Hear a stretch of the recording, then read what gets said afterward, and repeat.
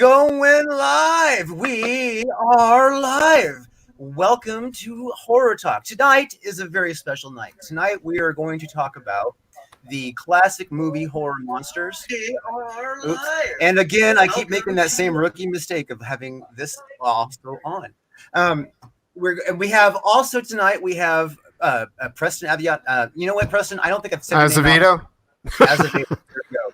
I swear to God, I've never said it out loud, so I didn't get it right. Asevedo. Okay, Preston Asevedo with us, also known as the Good Preston. The Good Preston. That's good. It's debatable, but okay. The non-dickish Preston. All right, I can do it. The non-pocket Preston. Oh, yeah, man. Everybody knows that other one is pocket pussy, and we don't want that confused. So. If the shoe fits, man. Oh man! All right, so he is with us today, and we are going to be talking a little bit about his book, Rockabilly Roadtrip, which just sounds badass on its own name. I mean, well, damn! If you guys, both of you guys are movie makers, so what you might be interested in is the Rockabilly Roadtrip movie trailer that we cut in late 2018. Yeah, we can get to that later. I'm just making you guys aware of it. That way you can cut it apart, critique it, and destroy it. So good. So cool. Definitely. Sounds like a thing. I can't believe the Devil Driver got destroyed, man. That broke my heart to hear that. Well, the new one's in the garage right now. So is it really? Yeah, it's being finished up. Oh man, if you bring that to conventions, that sounds like a lot of backstory I don't have. So okay. Let's why don't we, since we're already started, why don't we go ahead and start doing the Rockabilly Road Trip, and then we will just keep bouncing back and forth to it a little bit, and we will talk monsters in the mix, and we shall have some fun for an hour or so. Sounds good. We got virtually nobody in watching us, but that's cool because they'll watch later. So we'll definitely later. All right, so what are we talking about this trailer for? So if you go to YouTube, I'm gonna send you some photos of the car. But if you go to YouTube, and you type in Rockabilly Road Trip, and the trailer will come up. It's a live action trailer. The woman who plays the lead in the trailer is also. She also played in The Purge. She was the hostess of the God damn it, what is it? The Home Shopping Network, The Purge Home Shopping Network. Is this the TV series or the movies? This was the TV series. Gotcha. Another question: is she single? She may be. I'm not sure. Another question: do you have her phone number? No. Sent it to you just now over Twitter. She's not hard on the eyes, is what I'm saying. This is for some reason, whenever we StreamYard, the internet gets slow. I hate that. We may not be able to witness this video. That's all right. It's a pain in the posterior for sure. Yeah, it is. It is. It is something that I'm working on figuring out a way to remedy. Let's see here. It might be possible for me to use another computer or something. And do you want me to just sing the song that way and do it? It's a Rockabilly Road Trip. No. The song was done by the Vulture Club. They're a hellbilly band from Great Britain. Sweet. And also sending you photos from the shoot on Twitter right now. Yeah, I'd love to see a making of video. That would be awesome. We were going to do that. We have a ton of footage from. You should, man. From the making of the trailer. But the hardest thing about that is that we tried to sell it as far as a TV show or a movie, but much like the comic, timing's not right. I don't know if it's the timing or that what we were told was that what is this? What could you compare this to? Which means like they wanted to resemble something that's already popular in media, you know, like you can't be too original is what I'm trying to say. Yeah. What you have to do, because they have very simple minds, is you have to tell them, well, it's this meets that. Yeah. Well, you know what? Even though that sounds wildly insulting, it's actually absolutely true. Yeah. No, it is. It is. So for something like this, I'd be like, oh, it's like Big Trouble in Little China meets something, the monsters. Also, like for a TV show, I also tried to explain it to them, like, you like Supernatural? Because this is kind of like Supernatural, except with a woman, a guy, and a hot rod. Hunting monsters, right? 2018, we're looking at the sizzle reel. We're gonna, right? Yeah, and another thing too is that each episode of Road Trip's deeply embedded in horror. Like there was an arc that we did that was all about Nick's Plan 9.5 from outer space. Oh, wonderful. Yeah, because that's one of my favorite movies, this Plan 9 from outer space. Oh, how can you not love it? And I love that drawing. There goes Leatherface. He's chasing the...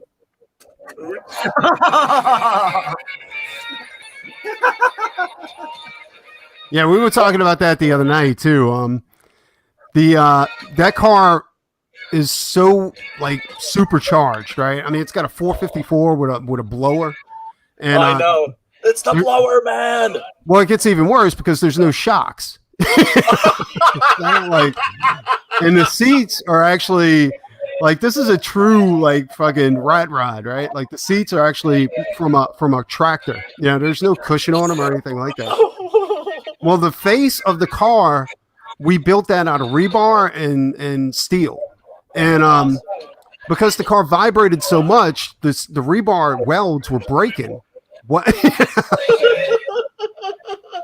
And there's a scene in here where the writer had to dress up as Leatherface and get on the front of the car. And the stunt coordinator, this guy has tattoos all over the place, big guy, you know, he's the guy who drove the car. He's shaking his head no. He's like, don't do it, dude. This is such a bad idea. But he did it anyway, and we got the shot. Like this, you know, it's just wonderful.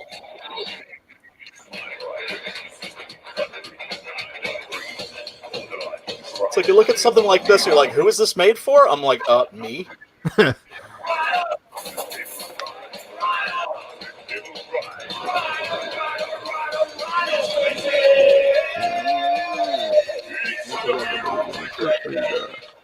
You know, you need to use this to promote the book. Awesome, right?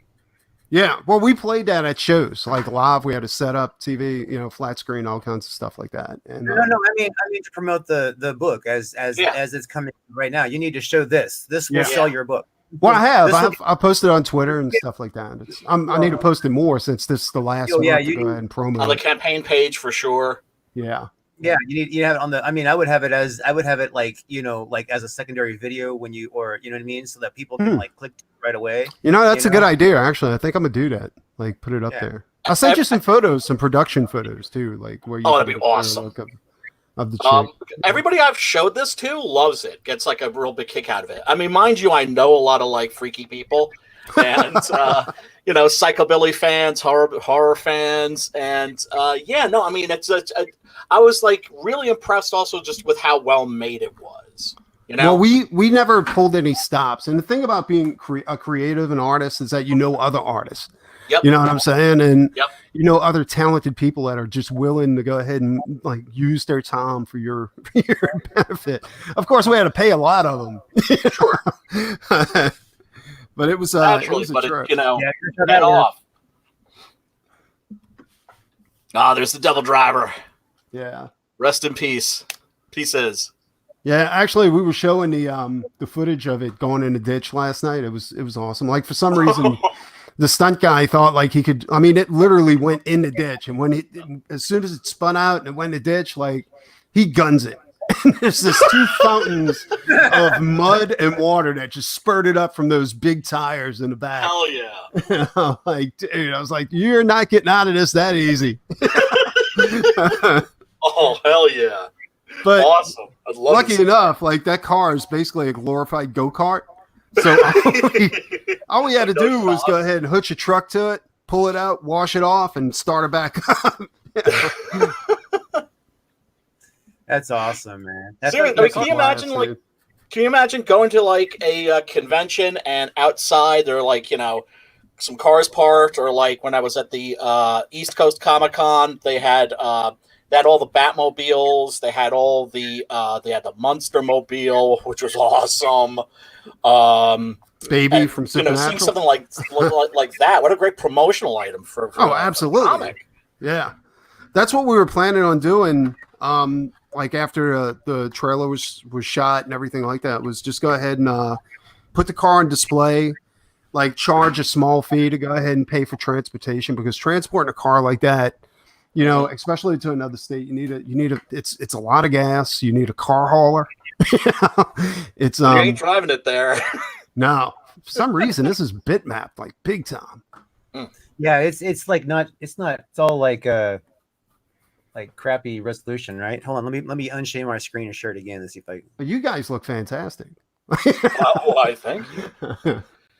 Very wise choice. Also, not painting her green. It would have looked kind of funny, I think. Yeah, well, she got redesigned for the new series, like the old series, and that's the thing. Like when you sign up, the tiers we're not promoting the tiers yet, but one of the tiers is going to be you get the whole series from 2006 to 2013, the first series, and that's wrapped up into a 155-page trade paperback. It's black and white, but that's how it was originally done, was in black and white. I love black and white comics. Yes. Now, the new series is going to be in full color. So you get the 24, well, it's going to be 32 pages because we're trying to do a pinup in there, but it's going to be 22 pages of story. So you get, it's basically a regular floppy, but you also get the 155-page trade to go with it. And I'm trying to do that for a minimum amount, maybe $25 or something like that. So you get one massive book and then the floppy that kicks off the new series. Fantastic. And we're also looking to get vinyl, a vinyl record of the Rockabilly Roadtrip theme song on one side, and on the other side you get the karaoke version. It'll be a vinyl 45, and it'll be a collector's 45 that you can store away with some original art on the front. Wonderful, fantastic. And that, my friends, is Rockabilly. And those arm like things, I actually built those. I used to do leather crafts for steampunk. Yeah. And I made those. And that's all of us hanging out. Like those braces that she's wearing. Right? Yeah. Make sure she doesn't fly apart. Exactly. Like her first design was more like Doc Salem. Like it was more of a mad scientist get up. Yeah. And then for the new series, I wanted her to look more feminine and more badass. So I went with more of a steampunk look to her. Yeah. Well, she looks cute and sexy, man. Cute and sexy. That's it. Cute and sexy. And that should put some horror into your day. There we go. There's that outfit. Yep. I love the hair too.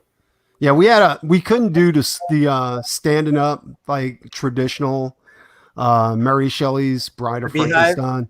Yeah. Because we couldn't make her cut her hair and dye it. That's okay. Like she looks great. It looks great. Yeah, so we had to get a wig made, you know. So we decided to go with the traditional Rockabilly Rockabilly hairstyle, you know. It works beautifully. Yeah, Thanks, dude. I appreciate that. The Beehive is also a wig. You know, they actually like specialize. I mean, you can like order those like on eBay. You know? Really, I never knew that. That's awesome. Totally. Yeah. I mean, that's like what those women wear on Halloween that do that. You know, and the ones that cosplay. Have you ever seen someone cosplay the Bride of Frankenstein? No, actually, it's been like nowadays nobody wants to do classic monsters. I know, it's sad. I saw one guy actually last year that was dressed up as Blackula.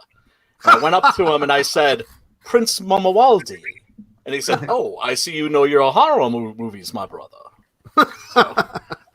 So he got mad crazy props from me. Dude, that's fantastic. Like that dude actually did a solid job acting out Blackula. You know what I'm without a saying? doubt. Yeah, played him with like real gravitas. Yes. And dignity. And something that was supposed to be a joke, he actually pulled off awesomely. Yeah. That's Blackula is very much a huge inspiration to me. Like my thing. Seriously, because you know, like the 6 gorilla, it's like take a wacky premise. I'm just teasing you because that sentence by itself is funny. Of course, I understand. You know, it's because I remember seeing that movie as a kid and thinking like, oh, like I'm going to watch this and it's going to be a goof, and it was actually kind of heavy and about something. And William Marshall just played that character with like real dignity and authority and presence. Yes. And you know, it's like you know, so like my thing as a writer, it didn't happen on purpose, but my thing as a writer is to take a silly premise and then try to tell a serious story with it. And I trace that back to Blackula. Did you watch I Am Dolomite? Yes. On Not yet. Oh my God, dude. That is awesome. Like Eddie Murphy. Oh, he killed it. Like that shit is awesome. Yeah, that was a good flick, man. That was funny. Here we go. What do we got here? Autographed 8x10 glossy of the man himself. No way. Dolomite. Yeah. Rudy Ray Moore. I met him at a convention. That's great. On his autograph, he was awesome. So yeah, now I'm a big Dolomite guy. I haven't watched that movie yet, but it's, you got to see it, dude. That I thing can't wait. I'm just saying, like that's another movie where I think it was supposed to be a goof. Eddie Murphy like pulled it off, son. Like brought his game. You know, that's awesome. If you haven't seen the original Dolomite and the Human Tornado, they're freaking awesome. They're hilarious movies. I got to check that out. Never heard of the Human Tornado before. Oh, it's even better. The Human Tornado. Yeah, it also has a very young Ernie Hudson. Very young Ernie Hudson in it. Okay. All right. Sweet. I'm going to have to check that one out. Oh, yeah. You're going to laugh your ass off. I promise. That sounds funny. All right. So, obviously, since the character is inspired off the Bride of Frankenstein, why don't we skip Boris here and go, even though we had some trivia on the roll.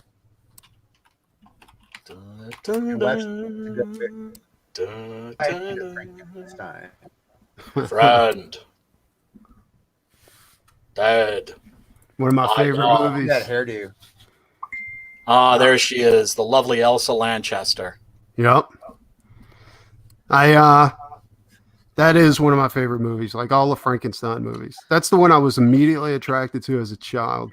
And you can obviously tell. I mean, every project I work on has some type of Frankenstein influence on it. It is. It is my favorite movie. I have noticed. If you see my crib, if I were to like bust the camera out, you'll see like Frankenstein and Bride of Frankenstein stuff all over the place. Yes. Absolutely. And what's incredible too is that Elsa Lanchester, you know, she plays Mary Shelley at the beginning of the film. Uh-huh. And but when she plays the bride, she's on screen for maybe 2 minutes. And just from those 2 minutes, instant horror icon and eternal horror icon. Oh my God, she was so good though. You know what I'm like that hiss that she threw out there? I mean, it was insane, dude. Yeah, the hiss is epic. Yeah, that definitely stunning. is like something that everybody's repeated since. Yeah, iconic. Yeah, fantastic. You know, and you look at the hair. It's there's that, and the scar, and of course, remember she's not. She doesn't have an organic brain. She has a synthetic brain that was grown by Dr. Pretorius. So she's a little bit more like an android. Yeah. I never knew that part, actually. I wasn't paying attention during the movie. Well, I mean, I've watched that movie like 500,000 times. So I know every word of dialogue. I can recite the entire script backwards, pretty much. Yeah. Wait, what's one? This could be interesting. Rumor or possibility of actually happening? Oh, Gal yes. got it? That would be awesome. There's supposed to be a remake of The Bride of Frankenstein, starring Javier Bardem and directed by Bill Condon.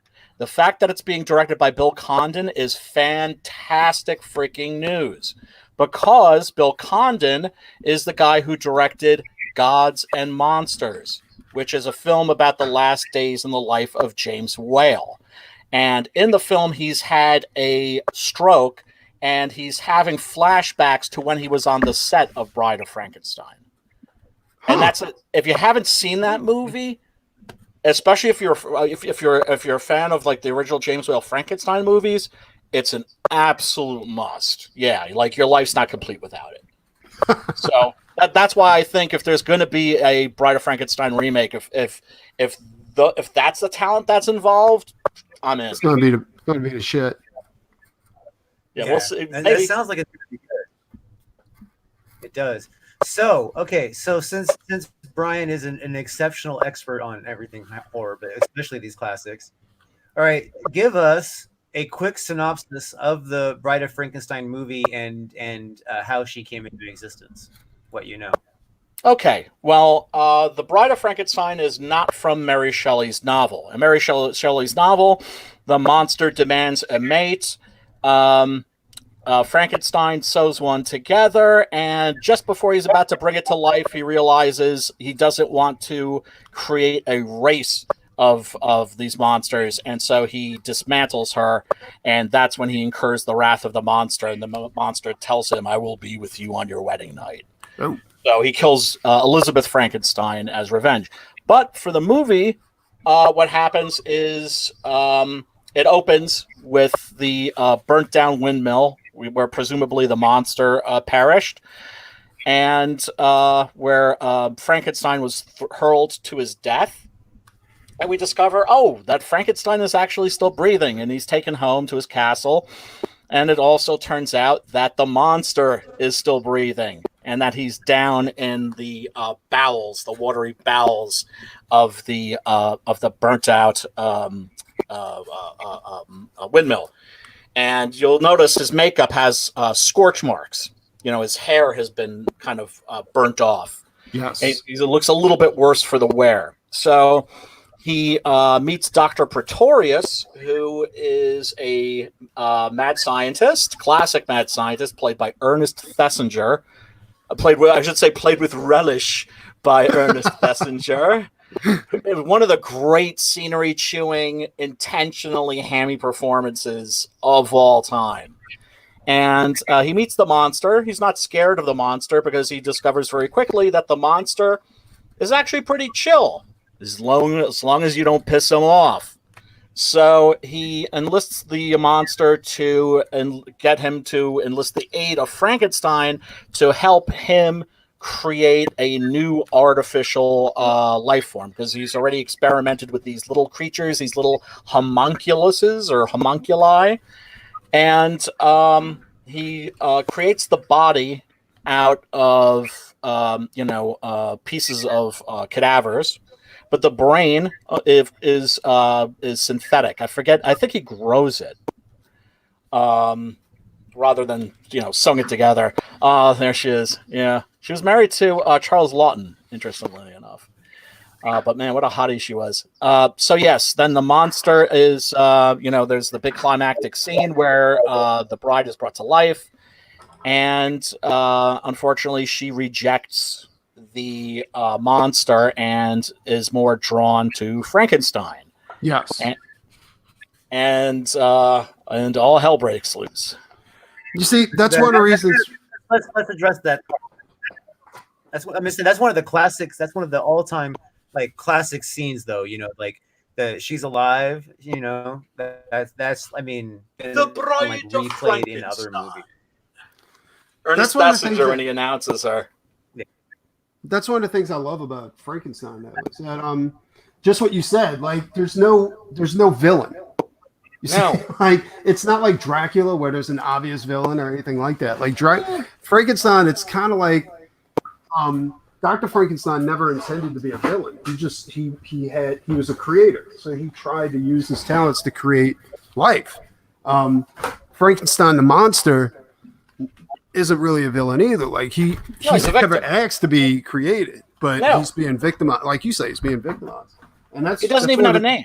Yeah, I think that's why in my eyes Frankenstein goes so much deeper than any other horror movie that was put out at the time back then.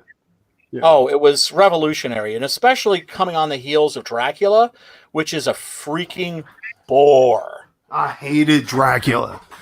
It's shite. It's shite. I can't even make it through it. I tried 4 times and I fall asleep every time. It's bad. Garbage. It's garbage. And the reason it's garbage is that it's based not on the novel, which has its issues too, but it's based on the stage play. Yeah. And so that's why it's very talky. And quite honestly, Bela's performance as Dracula in Dracula isn't that great. His performance, he played Dracula twice. Once in Dracula and once in Abbott and Costello Meet Frankenstein. And I remember that one, actually. I watch it every Halloween. That's awesome. Along with Mad Monster Party.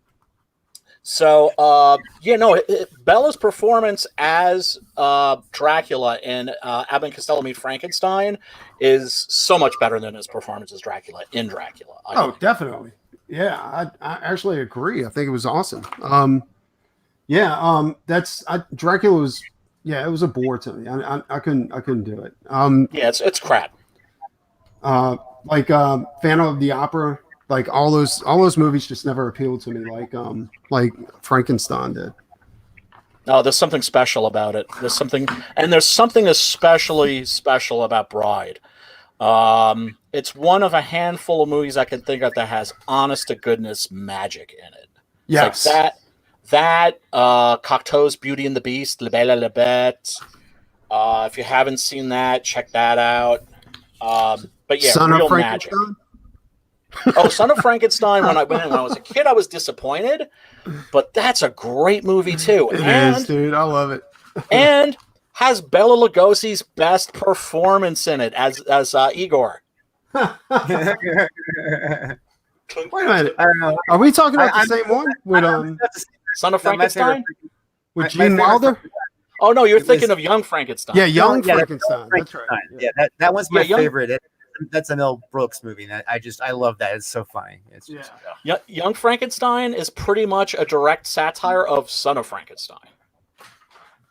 Like that specific movie. It kind of rips on all of them, but it's mainly based on or I should say, it's funny. The amazing thing about Young Frankenstein is I have millennial friends who watch that movie and laugh their asses off, and they've never seen the original films, and that's a testament to how good Young Frankenstein is, where you don't even get the references and it's still funny.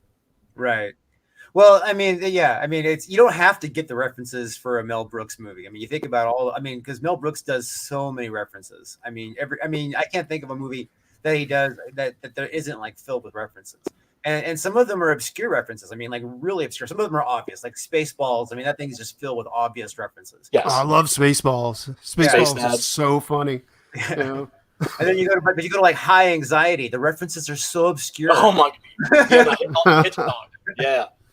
You know, and Mel Brooks, he's just a genius, and I don't think he ever got the true credit of how much of he's a comedic genius. Everybody give him credit for being a comedic genius, but aside from the comedy, there's like a whole other like 2 or 3 layers of just genius on his like actual delivery of production. You know what I mean? It's just absolutely, and his ability to cast just right. Yes. He did History of the World too, right? Yeah, History of the World Part 1. There's no.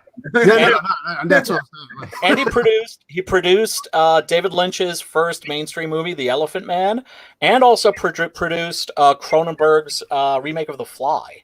Yeah. And come on, you cannot talk Mel Brooks without mentioning To Be or Not to Be. Oh yeah, that's an excellent one. That's one of my favorites too. Yeah. I could watch that one over and over and over. I mean, and Bancroft was also a genius, you know. Oh yeah, without a doubt. And they produced a son who produced in one of the best zombie novels or zombie anythings ever, which is World War Z. That was pretty good. The movie Not the movie, is what the I'm book. talking about. Yeah. I never got through the book. Oh, it's so good. Yeah. The movie has nothing to do with it. They just took the title. Yeah, it kind of seems that way. Like whenever they produce terrible. a movie, it turns out, especially like I was excited about Horns being turned into a movie, and I was like, "This is going to be the great." Because I read the book, and I was like, "This book, like I just want to see your boy as the devil in a blue dress." You know what I'm saying? Right. Yeah, no, Joe Hill's a very good writer. Oh my god! But the movie was so terrible. Like first 15 minutes of that movie had nothing to do with anything. Like I don't even know why they did that. And then it picks up where the book picks up. You know what I'm saying? And then it goes right off the rails all over again. Joe Hill quickly became one of my favorite writers. It's very good. Yeah, like I mean, Horns, and then what was it? Heart-shaped box. Oh my god, Heart-shaped Box was insane, dude. Yeah, very good. Like his latest one, I think it was called Fireman. Oh, it was crazy, dude. Oh, you got to read it, dude. It's nuts. Like I like his work way more than I like his dad's stuff. Well, I like his dad's early stuff. I think like the first 4 or 5 Stephen King novels are just astounding. And then from that point on, he just kind of cannibalized his own stories for the most part. But those first novels carry The Stand. The Stand was an excellent read. The Stand was an excellent read. Salem's Lot. Yeah. Oh, I love Salem's Lot. Salem's Lot. Yeah, that shit was so scary, dude. Dracula in modern day Maine. Yeah. Yeah. And he took all those gothic tropes and actually made them scary again. So, hats off to Mr. King. The Shining. The Shining is also a really great novel. Yeah, you're right. No, you're absolutely right. I mean, he had some good ones because I remember Salem's Lot, like that vampire scared a young Preston to death. The one in the Toby Hooper movie is especially spooky, man. Reggie Mulder, man. In fact, he wouldn't go to bed by himself. Oh man, creepy as hell. Oh, dude, it was the nuts. Rat fangs. Oh, yeah, man. Yeah, it was nuts, dude. Sweet. There's so many of those classic movies and classic books and that I still have to catch up on. And it's just one of those things where it's like it's impossible to cover everything. You know what I mean? Sure. Yeah. Well, Brian, and you're talking horror. I'll be honest, I do audiobooks while I'm working. That way audiobooks are very underrated. Yeah, I put audiobooks on because usually, I mean, I can't if I'm not painting, I'm not making money. If I'm not illustrating, I'm not making money. So instead of listening to music got bored. I got bored with music early on because it didn't engage my brain enough. Mm-hmm. So because I'm all like I have a problem with focusing on one thing at a time. You know what I'm saying? I've got ADD, so yeah. Yeah, so audiobooks keeps my brain occupied while I'm actually working on what I'm working on. I know that sounds weird, but it doesn't sound weird. I keep the news on all day long in the background. Well, it can't be visual because I can't take my eyes off what I'm doing. It's behind me, man. I sit at a computer and I stare at code most of the day. You know what I mean? Yeah. So I have that going on behind me, and then if the news is something I just absolutely detest, I will play music. But the problem with music is that I'm so musical itself that it uses the wrong side of my brain and makes me switch over. And so I I'll have like Netflix playing sometimes, like little series that just keep running, you know what I mean? It's I know exactly what you mean, man. No, audiobooks, dude. I'm telling you, audiobooks will solve that problem for you. When I discovered audiobooks, it was like the clouds opened up. Yeah. A light came shining down, and I was like, oh my God. Yeah. And I caught up on everything. Like American Gods. What's that? You got to check out the World War Z audiobook because it's basically constructed like a radio show. Really? Okay. Yes. Because the novel is a chronicle of the zombie war after the zombie war. So Max Brooks is a reporter who's going around the world interviewing people about their experience during the zombie war. Yeah. And for the audiobook, you've got all these different voice actors. Mark Hamill does the chapter on the Battle of Yonkers. Henry Rollins does a little piece about a mercenary, and they got Jürgen Prochnow, a German actor to play a German soldier, and then there's it covers the zombie war from around the entire globe. And I just put that on my list. It's like a radio show. I'm sorry. I said I just put that on my list. Good. You're gonna love I can tell you another one that's good too is V Wars. Oh, I haven't seen it yet.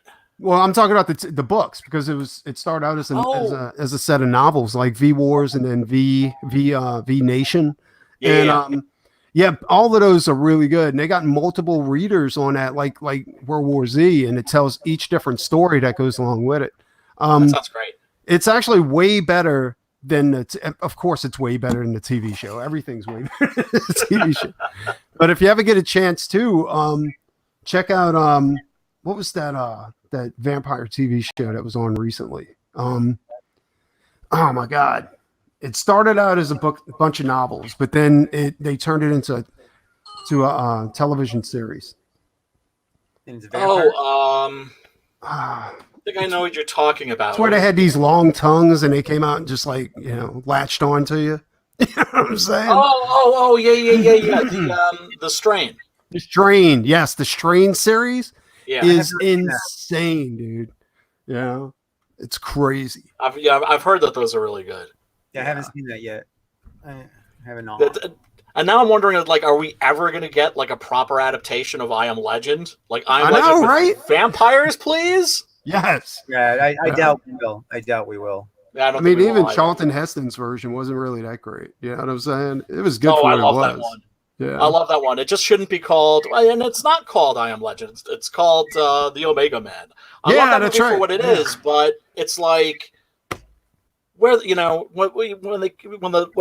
Am Legend came out, I was like, still no freaking vampires. I know. Yeah. What about didn't Vincent Price do one too? Yes, Last Man on Earth. Yes. That's the most faithful version. Well, they were vampires in I Am Legend, wasn't it? No, they're like zombies, like super zombies. CGI mutants, zombies. I guess. Yeah. It definitely wasn't vampires. It wasn't traditional vampires, that's for sure. Yeah. No, definitely not. But one of the things that's great about the novel is that they were kind of like the vampires from the later Blade movies. Yeah. Yes. The novel, he was the last non-vampire, right? Yes. And vampires had create a community, a city, and children were scared of him because they would tell, the parents would be like, hey, if you don't be good, the Omega Man's going to come and get your stupid ass. Neville will creep into your home when you're sleeping and drive a stake through your heart. And I think at the end he committed suicide or something like that. Like they gave him the choice between being publicly killed. Well, the girl. Because she felt sorry for him and realized his position, and he also had no idea that they were evolving. You know? Because he was just used to the monsters in his neighborhood, like Ben Cortman. The creatures that were, and they were just being exterminated by the vampires that had evolved. But in the process of destroying the lower vampires, he actually killed a bunch of vampires that were people, basically. Yeah, and what a great movie! I'm saying if they would just do it correctly. Oh my god! I'm hoping for a for a Netflix series or something like that. We'll see. See. Hey, why don't you write up a pitch and send it to Netflix? See what happens. We tried that. I can say with Road Trip, Netflix will not listen to you unless you go through a third party. No, Netflix will not take unsolicited material. Nor will any studio of merit because they can't. No, you got to do that stupid shit where you got to go sit down for 30 seconds and talk somebody into producing your stuff. Not unless you have a good agent or entertainment attorney who has connections, because because they can kick the doors open real fast. Really? Yeah. Okay. Yeah. But it really comes down. I mean, because that's basically who will solicit your script for you. You know what I mean? Yeah. You know, and they'll get like producer credits as well and all kinds of stuff, for their effort. And there's reasons why people do what they do. You know what I mean? But if you want to get your project noticed, you have a good project that like what you have there, that little clip that looked fun. I mean, that looked like something somebody would want to watch. You know what I mean? Yeah. Obviously, it would be hard to take something that short and pitch it straight to Netflix. You know what I mean? Well, what we did was when we were pitching it, and we still are pitching it. I don't want to be, but right now we're mainly focused on the comic series because that's where it all started. What we're showing them is that we have this clip, and this is to show you where it can go. But if you want a storyboard, we have 155 pages of storyboard from 2006 to 2013, and we have a brand new full color series adaptations now. Yeah. And I would say, start researching entertainment agents, script agents, entertainment attorneys. You know what I mean? There's a whole lot of them in LA that will work as reps. You know what I mean? And okay. Just use like LinkedIn or something like that to try and so hunt them down. Let me ask you a question. Do you pay them, or do they work on, like, if this sells, they get like a huge chunk of change or something? They all have different ways they approach it, and depending on how they feel about your property, that will also affect how it's approached. If they believe in it, they might do it for a return after the fact. Okay. They may say, hey, pay me for my time and I'll hit these places. And I mean, there again, it depends on who it is. There's a lot of different. I mean, there's a lot of different. I mean, there's a lot of different ways to go about it. And I have a friend who's one who did me a favor with one of my scripts, and then he got mad at me that I turned down the offer they made. So what? He'll probably never do me another favor like that. Oh man, it sucks. Was the offer good, or was it like really bad? It wasn't good enough. It was the original Captain Love movie script. Okay. They only offered me $150 for it, and that wasn't enough. So $150? No, $150. Really, dude? Oh my god! I probably would have taken it. I would have taken it. Well, they thought I would have taken it, and that's why they made the offer. But I did not want to sell basically the IP, for yeah. Did you get, like, would you retain any rights at all? Like, would you still be able to create the books? I would have to. I mean, basically, the books weren't even a thing at that point when I was shopping the script. There, I mean, it was just there wasn't books. Yeah. It was the and then they working with those people on that kind of scale, you got to have a reputation, or they try to cornhole you. You know what I mean? No, I totally agree with that, and I know exactly what you're talking about too. A completed script with an original idea, like the movie that I wrote, it's worth $500,000 at minimum. You know what I mean? At minimum, and that would be just typical. I mean, that's the kind of shit they pay for a script and they put it on the shelf. Yeah. I've got a script that I really believe in. Best thing I've ever written, called Tequila Moonrise, which is kind of about inspired by the life of El Santo, the great luchador and monster fighter. And I never even thought about trying to send it out because I'm just like, well, who am I going to get even to read the damn thing? So that's one of the things I'd like to do as one of my future comic projects, and maybe get it some attention that way. But I had one guy that was absolutely fiending for the rights to Six Gun Gorilla. No way. I posted the trailer, and within minutes, this guy was like shooting me Facebook DMs, like I've seen the trailer. I'm gonna talk. Are you there yet? Are you there yet? Are you there yet? Are you right? And this is a guy who is a Canadian comic book publisher, owns his own animation company. And he was just like jazzed. He was like, I want to do this as an animated movie, et cetera, et cetera, et cetera. I was like, it would make an excellent cartoon series. Oh, absolutely. Yeah. Out of anything in Comicsgate across the board, out of all the books I've seen, Six Gun Gorilla would make the best cartoon series. Well, thanks for saying that. This fellow was jacked up for it.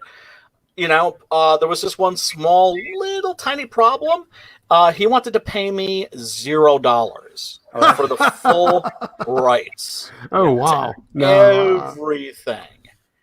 And mind you, Six Gun Gorilla is in the public domain. My Six Gun Gorilla, different character, different name, different, very specific look. And all the supporting characters, the plot, and all that stuff. The only thing that I took from another source is just the title. That's all I was working from. Yeah, I couldn't, because you couldn't even find the original story. But yeah, no, he didn't want to pay me, and I also looked. This is a guy who has a really sleazy business model, which is, hey, give me your shit for free, and I'll give you exposure. I kind of screwed myself with turning down exposure a few times because I took the high road. Well, it was a chance to get all my IPs out there at once. I wasn't giving up any rights, and but I was like, but they wanted me to give up. They wanted me to give up 24 hours of my time. And with no pay, trading work for exposure is different than. Well, no, I wasn't going to be working. I was going to be working for them and not getting paid, and just basically they would show my property in a movie, and that would be it. But honestly, I admitted that I was wrong after the fact. After it was too late, and I got myself blackballed. But it was new opportunities will arise. Well, I mean, sometimes you let pride get ahead of what you're, you know what I'm saying? Like you let your ego and your pride get ahead of actually what you're trying to accomplish. And absolutely. Yeah, sometimes people get in their own ways. It does happen. Yeah. And I'm reasonable, but I'd rather see no Six Gun Gorilla movie than a shitty Six Gun Gorilla movie. No. I mean, this your situation sounds completely different. Like, I'm just saying, like, sometimes you should like do stuff for exposure. Exposure has gotten a bad name, but that's mainly because, like, for example, I got approached by a comic company that was great during the 90s, right? They were fantastic. They went downhill like crazy, right? Since then. And when I contacted him, I was like, hey, I'm looking for work, blah, blah, blah. He was like, well, I can give you a bunch of issues to do, but there's absolutely no money whatsoever involved. I can't even give you complimentary issues after you're done. And I was like, yeah, I'm gonna have to pass on that, dude. Yeah, no, that's not. It was one of those deals where if it sells, you get money, but there's no way to keep track of the sales of the book or anything like that. Like he's got all those, Screw that. Yeah, that was definitely a screw that type of moment. Yeah. And so I turned it down, but that's one of those situations where you should turn it down. Like that's you shouldn't like sell yourself short in that area. No, definitely not. It's I mean, I've had people that have wanted to buy screenplays of mine, but once again, like, hey, I'll give you $1, and I'm like, really? You're not even gonna give me enough to like take my girlfriend out to like a nice dinner or something? It's just like, yeah, I'm good. Well, you got to make money to be able to keep producing. You know what I'm saying? If you're not making money at what you're doing, then you can't create anymore. And that's what I tell a lot of people. Well, it's kind of hard to create anything that you can't pay the bills. Exactly. Yeah. And that's why I'm so grateful to my patrons, because I'm like, hey guys, like if you need anything, you come to me because, even though it's not a lot, like I don't make a lot off of Patreon, but because I make anything off of there and somebody would actually give up, money to me so I can keep creating is such a huge thing to me that, I would, then I have no problem like just hooking them up with anything they need. That's awesome. Yeah. Do you have a lot of like regular monthly Patreons? I got maybe 6 or something like that. But, I've learned that Patreon, like they take a lot. Yeah, with processing fees and stuff like that. I mean, at the end of the year, Well, at the end of the year, I was like, well, I can pay a bill with this. And then it's like after you process it and get it all transferred over, you're like, well, I can pay a bill with this plus adding in a couple of hundred. Right. So, yeah. But it's still a trip that stuff like that happens. Yeah. Well, I mean, or like you look at Comixology. Once Jeff Bezos, the Antichrist, took over Comixology, or I should say Amazon just kind of gobbled it up. Suddenly they went to taking, I forget how much they were taking originally, but now they take 55 cents off of every dollar that you make. Holy shit, dude. And I'm like, that's not a sustainable business model. That's murder, man. That's just, I can't imagine where there's no that. No. So that's why I never put my comics up there. Insane. Yeah. It's an insult, and it discourages entrepreneurship. It discourages creators. It's very vampiric. Yeah, that's not cool. Like, I've bought stuff off of Comixology, like physical copies of stuff. Like, a couple of guys put out a book called Amazing Man, Yeah. And it's the Amazing Man from the 1960s, but it's really well done. It's done by a Spider-Man artist. Nice. What was his name? God damn it. He created the Crimson Spider. Anyway, it's such a good series, and it was done so much better. You can tell, like, when an artist is really into something. Yeah. And it was way better than his Spider-Man work. It was Stephen L. Sears. Stephen L. Sears did it. And and I love that series so much. He only put out 6 issues, but it's amazing. And like, I was like, fuck it, I'll buy it, whatever. $4-5 a book, I don't care, Right. But I had no idea, like, they're only making like $1 in profit each one of those issues they sold. It's terrible. That's what's so great about Indiegogo. I mean, they take 5%. To me, that's reasonable. That's seriously reasonable. Like, that's awesome. Especially they do a lot of marketing. I mean, they really do a lot for Captain Love. I mean, nearly half of my, some of them people are searching for Captain Love, because they know to go and look for Indiegogo. But I mean, half of my sales were all Indiegogo driven, and not a lot of that was. I mean, I can actually tell you the exact numbers. I mean, I have it right in front of me, of course. But like, for instance, on my my campaign itself, it takes forever to load in. I would say 48% was Indiegogo based. Nice. Yeah. So we're like, and obviously the biggest number of that was the search. You know what I mean? But so like 21% of that is the search, but the rest of it's like the explore. From their email that they send out for, you know what I mean? So it's like, so at least 25% of all my sales were just from Indiegogo reaching out and telling people about me. So that's awesome. Yeah, my experiences with them has been very good. I can't wait to launch the campaign for issue number 7 in February. But first, I got to fulfill the current one, and I actually got my proof in the mail, which looks pretty good, except I forgot to put something on the binding. Oh my goodness! Oh goodness gracious! So I'm gonna send them a file, and hopefully they'll be able to. This is what proofs are for, right? I didn't get 200 of these. What company? Do you mind saying on live? You can tell us later. What was that? Who are you using? Oh, Greco.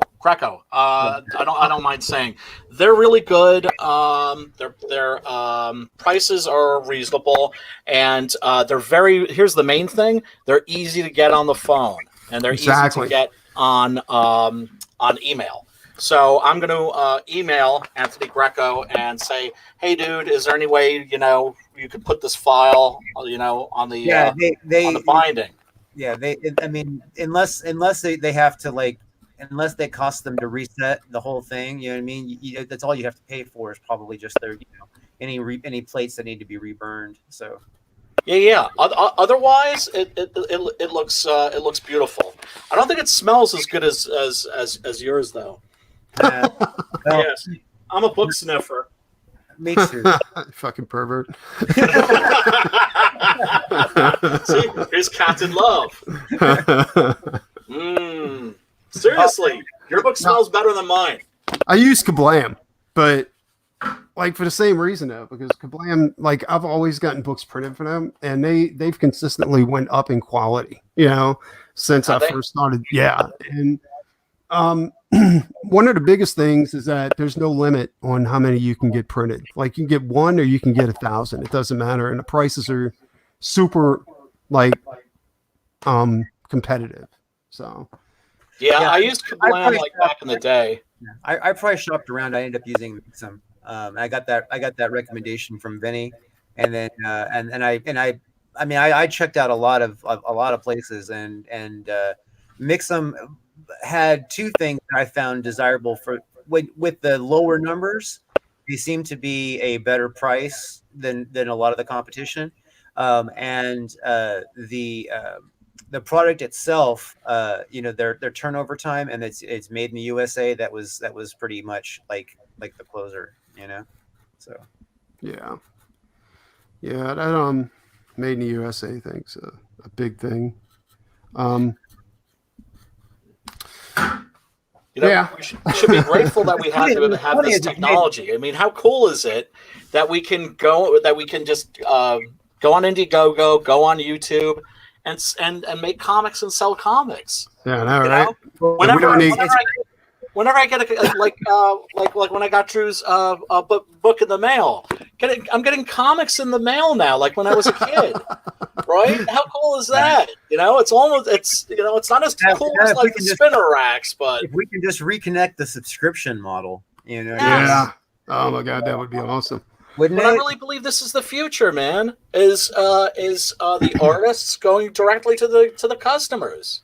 No middleman, no gatekeepers, man. Well, the main thing is things are so much easier. Like I collect like vintage comics. Like I got a huge collection. I love collecting comics. Yeah. And back then everything was done with color separation. Like you needed a whole room full of people to color separate each page into a 4-color process. Mm-hmm. So if you had a green, it took 3 to 4 colors to mix that green. So for each plate, oh my God. I mean, you're talking about hours upon hours per page just to get it done. Where now it's a click and that's it. And they don't even burn plates anymore. Like they just go ahead and they run that shit out of a computer. It's amazing. And, so technology has definitely made it to where we can now compete with the big guys, like as far as Marvel and DC, as far as like getting stuff. When you say compete, what I mean? They're paying like 10 to 20 cents like a book. That's true. Because they're maybe compete's too strong of a word. Yeah, we're not in competition yet. We can produce their quality. We got access to that level of quality, but yeah, until I can print 1,000 books at 20 cents a pop, you know what I mean? No, you're right. Absolutely, it's true. Yeah, it's very true. But at least like Preston was saying, at least we can actually produce books and get them out to the people, get them out to the readers, And I've heard a rumor that DC does their own printing. I have to investigate this, so if you guys know anything, let me know. But I heard a rumor that DC does their own printing, and they will do other people's printing at a cut rate. So they basically have their own print facility, and they're just pumping stuff out constantly.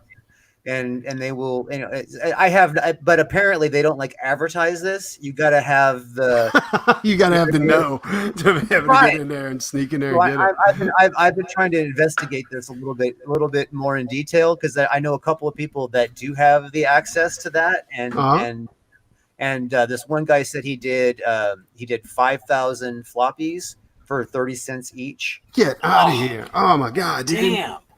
Yeah, let's contact DC. I'm kicking myself in the ass because this is still rumor state. I'm saying. Of course, no, we understand. Yeah, but I'm definitely looking into it. Yeah, I mean, I'm kicking myself in the ass because I decided to release books 1 through 6 in the initial trade paperback, and that's killed me with the printing. I had to lay down $2.5 grand for 200 plus copies. God damn. Yeah, so that's I mean, I still made a profit, but not as much as I'd like to have. But then I'm like, also, you got 200 copies. 200 copies. Well, once I give the go ahead. Once I got to contact Anthony about this spine, because I could still technically mail these out to the folks, but how many? I want to give them a beautiful looking book. How many pages are you going with for your? 148. Huh. So it's the first 6 issues. First issue is 22 pages, and the rest are 24 pages. Is it all full color? All full color. Check it out. Hold on a second, man. I just want to do a price comparison real quick, just to see what, because this is just because I'm a nerd that way. So, we need to talk about this stuff. It drives me crazy that I could go on these streams and ask people, so who do you use for a printer? Crickets. That's strange to me. It is. I have no problem saying who I'm going to use, but who I've used, but I always have to throw the disclaimers and stuff out there. Is like, if I was going to go on a large scale, I might have used a different printer because the price changed. You know what I mean? Yeah, absolutely. 1,000 copies. Yeah. I mean, I'd rather not have my comics made by like slaves in China. Personally, you said 200. Is how many you got done? I ordered 206 copies. 206 copies. Yeah, all right. 200 backers. And now, how many pages? 148 with the covers. 148 pages, and that includes. And then the covers, yeah. Okay, so 148 plus the covers, right? Yes. Okay, I'm just trying to get these numbers right here. All right, so then let's see. We want this to be perfect bound, so that's going to make that. There we go. And you paid how much? 2,500 roughly. Yeah. That's about the same here. Yeah. Yeah, because I checked around and that seemed like a competitive price. And like I said, I also wanted to go with Anthony because, like I said, very easy to get on the phone.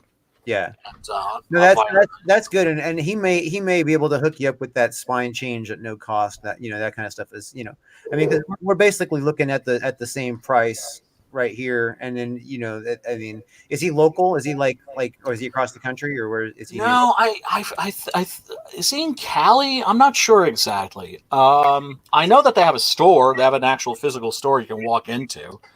And that's the cheapest, of course. If you could just drive up and just grab your. That's what I was saying. It's like mail. Yeah, because if you can get those kind of people in person, you can Jew them down. That wasn't. I'm sorry. That was. Ooh. I gotta walk. I grew up in an area where it just caught up with me. Yeah, no, that was not intended to be racial, but I can see why it would be considered. Yeah. But yeah, no, I mean, Greco's been a good experience. I used Kablam at first, and they were okay, but I was happier with Greco. But I'm happy to hear that Kablam is upping their game, and I just think it's to me it's like a power to the people thing. The whole DIY thing. I come from like the punk scene back in the day, yeah. And when people were making stuff, flyers with like photocopiers at work, and cutting letters out of where you cut out the thing and put it on top of the thing, and then you like, this is gonna make it 50%, and then we're gonna rescan it and then fucking copy it and blow it back up. Yeah, oh my god. Yeah. So now, like the whole DIY thing, it's so much easier. They're kids in China that are making hip hop records. Yeah. How cool is that? Yeah, it's crazy, dude. And I'm kind of the same. Not really punk, but the metalhead scene back in the day. I'm a metalhead. Slayer. Oh yeah, absolutely. I'm a dire metalhead. Oh, dude, I love me some metal. Because I was always like, speaking of like punk, a goth punk. Yeah. Guess who's playing here at the Fulton 455 on Thursday? Who? Black Flag. No way, dude. That's awesome. Really, with Henry? Rollins with Mike Valley, I guess. So. Oh, so no Henry. I don't believe it's Henry. Oh, Henry doesn't. He's not the front man of Black Flag anymore. I don't think. I'm no. That's like Dead Kennedys without Jello. Yeah, that's like Kiss without the members. Kiss without the makeup. Yeah. But what was I going to say? Yeah, it's they're oh yes, that's right. Henry did a horror movie called He Never Died.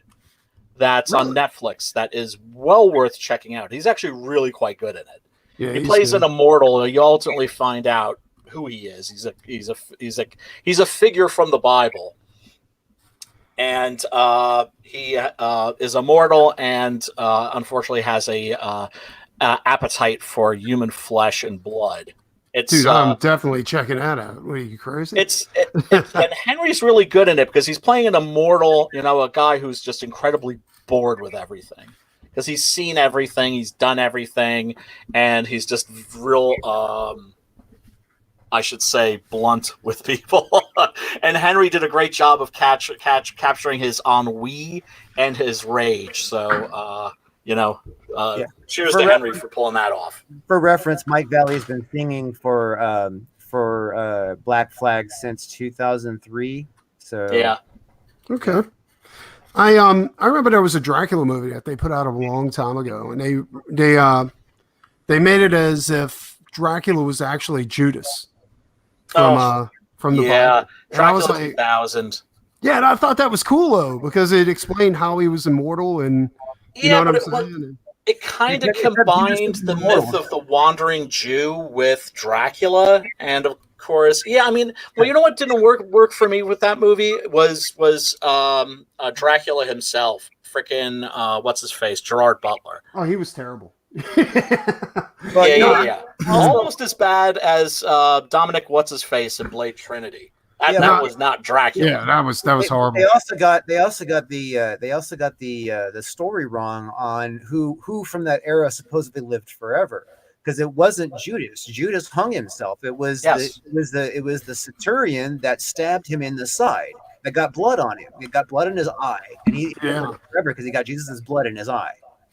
Well, then there's also the legend of the wandering Jew, who I think slapped Christ, according to the legend. It's not in the Bible. No. I remember that story where he was like, I don't know. The story's not in the Bible or in the Apocalypse, so it's not like it's something that, It's not in the Apocrypha either.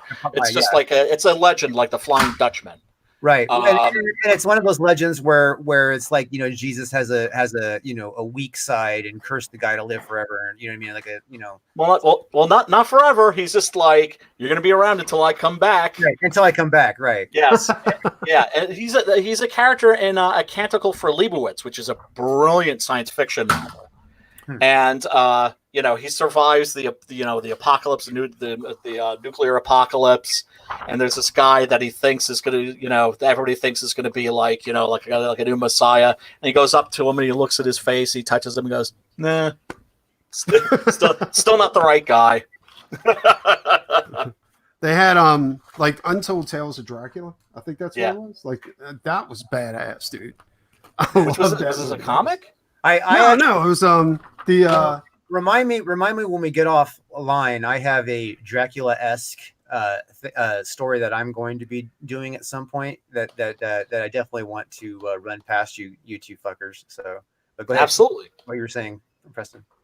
Yeah. No, that's great. Dracula Unbound, I think it was, or something like. Yeah, Untold. Dracula Untold. That's what it was. And That was a great movie. They had the dude from Game of Thrones in there as the original vampire. Oh yeah. Bill Nighy. Yeah, it was great. I was like, dude, this is awesome. They left it on a cliffhanger, and I wish they wouldn't have. Yeah. Like, you guys suck, dude. Really not crazy about the Underworld movies, except for the third one. I thought the third one was actually okay. The first couple were okay. I liked the first one probably the best of the Underworld movies, even though the other ones may be more interesting. But I thought like the writing, the idea on the first one, they kind of hit the angles, and then they kind of just regurgitated it. Yeah. And they were sucking all the horror. This is like when like they weren't making horror movies anymore. They were like, doing stuff like Van Helsing, which could be kind of fun. Yeah, where it's just like Van Helsing had like 2 original ideas in it, and the rest of it was written around those 2 ideas. Yeah, well, they were making action films. It all started with like the Mummy remake, where it's like, we're not going to do this as a horror movie, we're going to do it as an action film. Although Van Helsing did have my favorite Frankenstein. I did like the Frankenstein. I thought he was awesome. I like the monster. Well, you mean the monster, right? Yeah, Frankenstein's monster, correct. Boy, who's my favorite monster outside of Karloff? I might have to say Clancy Brown. Not Robert De Niro? No, not even close. Not even. He had no interest in that movie. Oh, he was terrible. Terrible. And the whole movie, I mean, I like the ending, the fiery hammer-esque climax was cool. It's about the only thing I like in that movie. Yeah, there was no good Frankenstein movies after Mary Shelley's and all, like all the black and white ones. You know what's a good one? I was really pleasantly surprised by Bernard Rose. He's a guy who did Candyman and then sort of disappeared. Yeah. He came out with a recent adaptation of Frankenstein, a modern interpretation, which I wasn't crazy about, like just the idea. But I watched it and was really moved by it. I thought it had real power, emotional power, and it was 100 times better than I thought it was going to be. And I wish they'd kind of gotten to like the monster's revenge part much sooner, but it's very good. It's worth, if you're a Frankenstein guy, it's like me, you definitely need to take a look at it. And the way that the monster is created is interesting too, because they basically sort of 3D print him. That's awesome. I would love to see like a modern day remake of like to the Murray Shelley like style of the story. Like, I don't know if you can though. That's like Frankenstein. I see it being kind of a hindrance commercially because everybody knows the fucking story to death. Oh, nobody saw it. Nobody saw this Bernard Rose movie. It flew in totally under the radar, and I think deserves much more attention than it's getting. I like the Victor Frankenstein, like the story. I haven't seen that. Is that worth watching? Oh my god, dude, that was insanely good. Like crazy good. Yeah, because they weren't focusing on the monster so much as the story of Victor Frankenstein. Right. You know. Well, it's like the Hammer Frankenstein movies. The Hammer Frankenstein movies. Oh, those. In those, the monster isn't. The monster is Frankenstein. Yeah. He's just a fiend. And the first one, he starts out like as like a sociopath and a murderer. By the time you get to like Evil of Frankenstein, he's a rapist and like a serial killer. Like, literally out in the streets with like a sickle, just like whacking people's heads off. Those Hammer movies brought me into Dracula. Like, I was not a vampire fan until the Hammer movies came out. Like the Satanic Rites of Dracula was one of the best movies out there, dude. I'm all about. I'm sorry, I'm talking over you guys. No, it's fine. Go for it. Dracula, Prince of Darkness. Dracula. See, I'm telling you, man, you get me caffeinated and like talking about horror movies, and you cannot shut me up. That's why we do this, man. That's why we do this. Okay, the trifecta. Dracula, Prince of Darkness. Dracula Has Risen from the Grave. Taste the Blood of Dracula. Those 3 movies. in my opinion, there's I think 7 or 8 in the franchise. Yeah. Those 3 are like unbeatable. Well, fantastic. I love the Hammer movies. The Hammer movies actually made Dracula out to be like a fiend, like a true fiend. You know what I'm saying? Like pure evil. Nothing fucking romantic about him. There was nothing. No, he was pure evil. Pure evil. Like he as soon as he came out on, like when they introduced, like in the movie when you watch it and he comes out, you're like, I mean, there was a power there. You know what I'm saying? Oh, like, authority, man, authority. Yeah. I saw Christopher Lee. I was such a big fan as a child, and I saw him at a book signing at the Virgin Megastore in New York City. Unfortunately, this girl I was in love with had just broken up with me, and my ego was very, very fragile, and so I couldn't bring myself to actually get online and go up and like meet the guy and get my book signed and everything. So I just kind of hovered around, like pretended I was like looking at the books on the bookshelves, and I would just peek over and fucking Christopher Lee. And he was being a sweetheart too, man. Like these young ladies were coming up to him and like they were crying, and he was just like, "Oh, there, my dear." He was like a proper gentleman, man. Christopher Lee is he's done a little bit of everything. I mean, it's my God. I mean, it would be hard to say which was my favorite. You know what I mean? Best Dracula ever. Well, yeah. I mean, he put Dracula on a map, dude. Like it was crazy how good he was. Like I don't know what they did to make his eyes turn that red in the movies back then. They were by Stuart Freeborn, I think, made these their contact lenses. Were they really? Because I thought they just took out straight alcohol and just dumped it. I know, right? Right. Punched him really hard. Yeah, he was so good. I mean, the Hammer films dropped the ball on like their werewolf movies and stuff like that. I mean, their werewolf movies were okay. They made one werewolf movie. Yeah. That was the only an Oliver Reed, perfect actor to play a freaking werewolf, man. Yeah, but I love the original. Beast inside. I'm kind of a traditionalist with that. He only turns into like the werewolf at the very, very end of the movie, and it's just like. So it's easy to answer. I know which one Brian's going to say here when I ask him which is the favorite Christopher Lee movie. It's obviously he's going to go with the Dracula, but you know what? That's actually kind of tough because Horror Express is one of my favorites, which is an Italian movie. When it comes to Hammer, actually, my favorite Hammer movie of all time doesn't have Christopher Lee or Peter Cushing in it. My favorite Hammer movie ever, Captain Kronos Vampire Hunter. Oh, shit. I need to write that one down. Badass, man. Badass. Yeah, I don't think I've seen that. It's one of the more obscure ones, like Vampire Circus. If you haven't seen Vampire Circus either, check out Vampire Circus. It's incredible. But Captain Kronos Vampire Hunter was supposed to be a franchise. This was like around the end of the Hammer era. This was also when they were starting to introduce like some nudity, which I thought was a big mistake. I'm just curious because there's one Christopher Lee obscure movie that I think I have that you have not seen. One. Name it. The Torture Chamber of Dr. Sadism. Torture Doctor, of course I've seen that. What are you talking about, I remember son? that one. That's a retitled version of a German movie called The Blood Demon. Damn it, homie. You better come with better game than that. I ran across it and watched it, and I was like, "There's no way he's seen this." Yes, you've seen it. Yeah, I got that shit on Blu-ray, son.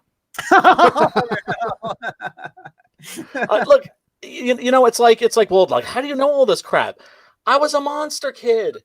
I grew up, reading my monster magazines, caught the very tail end of the monster culture boom, where you had the Aurora monster model kits and all that stuff and famous monsters of Filmland. Then Fangoria came along and got my ass into a ton of trouble in junior high school.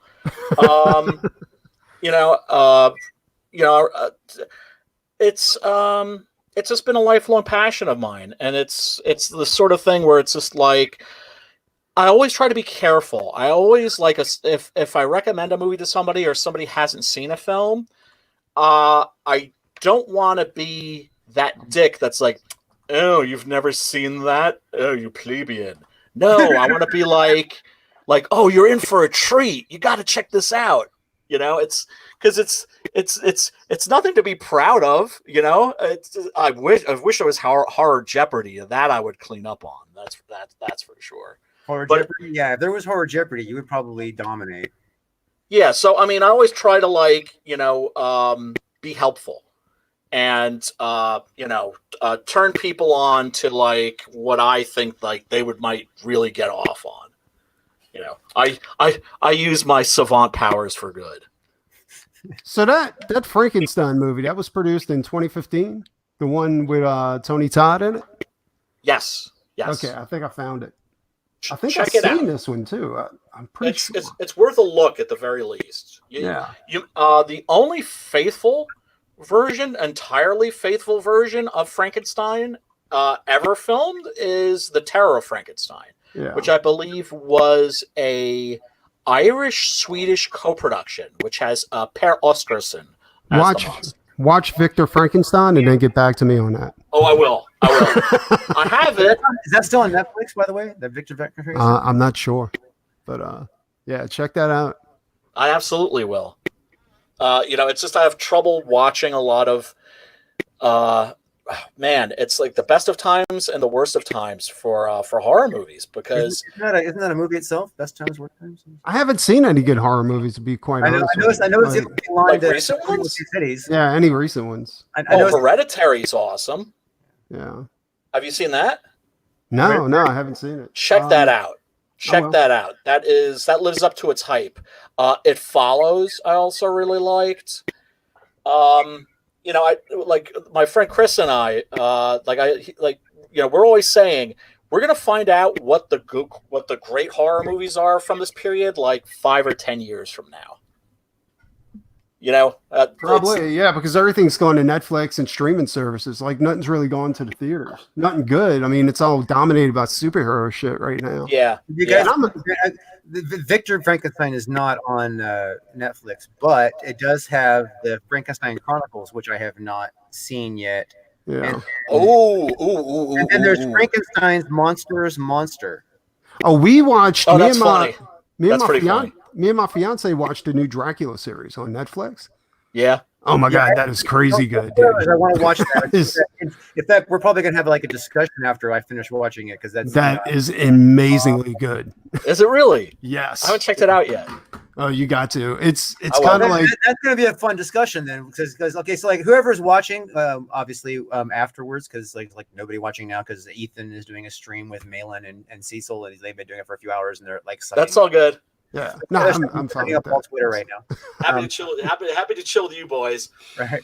But yeah, so like anybody who watches, we're one of the future episodes is definitely going to be Brian and I talking about that movie because neither of us have seen it yet, so we're both fresh on it. So we'll have like equal trivia stance. Which one is this? The Dracula one on Netflix. Well, the one on Netflix, it takes all the good parts from Mary Shelley. I mean, not Mary Shelley. Bram Stoker's Dracula, the one that was produced back in with Keanu Reeves, you know, and it's kind of like that, but it's so much better. So much better, dude. The way it starts out is insane. You just got to check it out. I will. I absolutely will. I want to recommend one more Frankenstein movie. There was a two-part TV miniseries that came out when I was a little boy. I think it was maybe 75. And I watched it when it first aired because Frankenstein, hello, right? Anything, you know, horror, I was all over. It's a miniseries called Frankenstein: The True Story. That is an absolute must if you're a Frankenstein fiend. The first half is very much its own thing, and then the second half, the last 2 hours, it pretty much turns into the novel. Oh my God, there's there's some scenes in that are, I can't believe they got away with that level of gore on TV at that time. Wow. Okay. And when the monster meets the bride, something happens that is absolutely unforgettable. Yeah, I highly recommend looking that movie up and checking it out. It's astounding. Have you guys watched? This is a Netflix original. Have you guys watched Castlevania on Netflix? Oh yeah, that is really good, dude. Oh, it's so good. I have not seen it. It's. I just added it to my list. I just wanted to make sure it's gonna be one we're gonna have to cover. Dude, it is so metal. Yes. When Dracula shows up as a pillar of flame. Will you stop telling that I have not seen it yet? This was what the promo clip. Oh, it was nuts, dude. That shit was off the hook. That scene alone. The first season is flawless. Yeah. The second season has a lot of fat. They had a little bit of Yeah, but it's still really, really good. And I can't wait for the next season. Yeah. Are they doing another season? Because I thought that was it. I thought they wrapped No. everything up. No. They're going to be. They're doing more. So. Okay, I'm down with that. Yeah, that's badass. I think that they just said that it was doing another season in here actually. But yeah, that scene in particular, where Dracula manifests as a pillar of flame and comes back to announce his vengeance on humanity. Metal. It was awesome. Metal. And the coolest thing about it was that Dracula doesn't really come off as being evil in there. He comes off as, like, in the beginning as evil, but then he becomes like tamed, I guess you want to say. Yeah. Well, what happens is he gives into his despair. Yeah. Yeah. That's what happens. He gives into his despair and he does the wrong thing. And that's what's cool also about his son saying, like, dude, I gotta stop you. Yeah. The headline for mom's sake. If you can read that, it says it's official, another season is coming. Yeah, because Castlevania, dude, they never used that shitty Netflix animation on it either. Oh, it's astounding. Yeah, it's so insanely good, dude. Yeah, and written by Warren Ellis, who normally I kind of like, but his work tends to be cynical in a way that's like, enjoys being cynical, and that cynicism is missing from his Castlevania. Well, usually he's cynical when it comes to superheroes. Like he has a definite hatred for superheroes. But he also wasn't he the one that did Wormwood, the Chronicles of Wormwood? Oh, I'm not sure. That was crazy good. Like it was about Damien, the son of Satan, and he didn't want to bring the world to an end, and Jesus was back, but he suffered a head injury. So he was so he was slow. I've never even heard of this actually. Oh my god, dude, the Chronicles of Wormwood. And then they go back to hell in a Cadillac. And they have to sold. Him, Jesus, and he's also banging Joan of Arc. Oh my god. But they have like they have some crazy sex, dude. Like it's insane, right? Oh man. Joan of Arc, man. It is one of the best. Like there's a bartender that's rude to him in the book, and so he turns his head into a dick, so they call him Dickhead from that. Like he doesn't have hair; it's just a dick, like the head of a dick. That's his head. That sounds great. I'm all over that. He gets one miracle a day. He can perform one miracle a day, and that's it. He can't do anything else for that day. He's got it. So he is his miracle ejaculation? Is that like no? Like Damien, that's what he does. He can perform one miracle a day, right? Because he's not like he hasn't accepted his role as the son of Satan, right? So he can't undo what he did to this bartender's head. So the guy's stuck like that. Yeah. It's really, really good. What I would love to see is what I'm hoping for, and I hope it's done well, is it looks like Marvel is going to start producing smaller budget movies, right? Like they're going to do Marvel Knights, I guess. So like, like maybe like a $20 million, $50 million Blade movie, and then maybe they could start doing some of the Marvel monsters, a Tomb of Dracula movie, Werewolf by Night. Yes, Monster, I'm actually- Frankenstein. Those were the comics that got me into comics because I went into the mom and pop shop and looked at the spinner rack and I saw monsters. So sold. Disney Plus is the new dumping ground for Marvel TV. Yes, and they're you could tell from the Mandalorian that they're targeting 30-minute shows. They're making 30-minute episodes, and they're not even like concerned with making like a whole 10. You know what I mean? No. So it's they're gonna basically be doing short series, what would be the equivalent of 4-hour movies, cut up into episodes. That'd be fine if they're good. A As quick long as they're edit. good, the Mandalorian kicks ass, man. It was Garth Ennis that did the Chronicles of Warrenwood, not Warren Ellis. That sounds very Garth Ennis-y, actually. Now that you mention it, Yeah. that sounds very Garth Ennis-y. I'm looking forward to the What If series they're doing on Disney Plus. Oh yeah. I know it's going to be animated, but oh my god, That's fine. there was so many great stories like Conan versus Thor, and man, Conan versus Wolverine. Yeah, but here's the thing with the What's If, it's only going to be the Marvel movie universe. Yeah, but it's also going to be animated, and I don't have a problem with it being animated. Like that doesn't bother that's me good. in the least. Yeah, that's fine with me. I mean, with the Marvel movies, it's just at a certain point, it's just I got bored of seeing all the CGI, all this crap being thrown on the screen. There's a point you just you tune out, you stop caring. Oh yeah, definitely. Yeah, like, animation isn't a bad thing as long as it's decent animation. I mean, if it's fucking I love animation. Oh, I love animation too. I'm a huge fan of it. Huge fan. And what I don't understand is why they've never released here in America the Japanese Marvel series. I hated those so much. What about the Blade one? Did you see the Blade anime? I've seen the X-Men ones and the Wolverine. The Blade anime is awesome. It's really good. Okay. All right. I'm going to check that out. Check that shit out, son. If you can find it, they never, for some reason, they don't It's release the internet. That stuff you can here. find anything.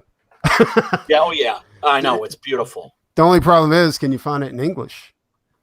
Yeah, there you go. We can find it with subs. Yeah, I hate subs. I mean, the only movie I ever watched with subs was Pan's Labyrinth, and it was because the visuals were so over the top in Pan's Labyrinth for the time. You know what? Anyway. I'm used to watching a lot of movies with subs. I actually hate that aspect of Pan's Labyrinth because I'm looking at the freaking awesome visuals, and then I have to look down to fucking read the fucking. And I have Well, here's the thing, dudes. Here's the thing. You got to get in the habit of watching movies with subs, and if you do it enough, then it's gonna happen automatically. You're not gonna notice that you're reading. It's not about habits with me. It's about poor eyesight. Okay. Because subtitles are your friend. They're your friend. If they're gonna do them, they should just make them bigger and like have them like on a separate screen. You know what I mean? Well, what they were doing with a home video, I remember they started having the subtitles in. If it was a black and white movie like The Seven Samurai, they would have like white subtitles, and you wouldn't even be able to read them because it's like a black and white movie. And then they started making them in like bright yellow, and like that was cool. That was doable. Zaid Comics, what's up, brother? What's going on? I'm guessing it's. No. I'm guessing it's Phil. Am I right? Is it Phil? What's up, dude? Anyway, so yeah, Zaid's here. We got Zaid. He says there's a lot of streams going on tonight. Yeah. Ethan. Don't doubt it. Ethan's sucking up the bandwidth, and yeah, he's got like right now it looks like we got 1,700 something like that, 1.7K watching. It says here. Oh man, that thing with Mike S. Miller the other night was Ethan's brutal. done. Zaid came over. No, wait, no, Ethan's still live. It still says 1.7K. Okay, I just refreshing it had to stack. Yeah, he's still streaming. Phil as always. So yeah. How are your kitties doing? My kitties? Well, here's one of them right here trying to sneak in. Aw. Oh, what a cutie pie. Yeah, that's Darla. Are you a cat kisser? I happen to kiss my cats. Yeah. Give them some kisses for me. Wait, I just wanted to warn you. I grabbed something off my shelf and like 5 cats just jumped down because they know exactly what it is. Oh, snap. It's the laser pointer. Oh, nice. That's a good cat toy. Huh. Tell you what, guys, I gotta head out. It's getting late, and I gotta get some work done. Preston, it has been a pleasure, dude. And remember, keep your chin up. And this next campaign, I'm catching every other word right now because it's cutting. All right.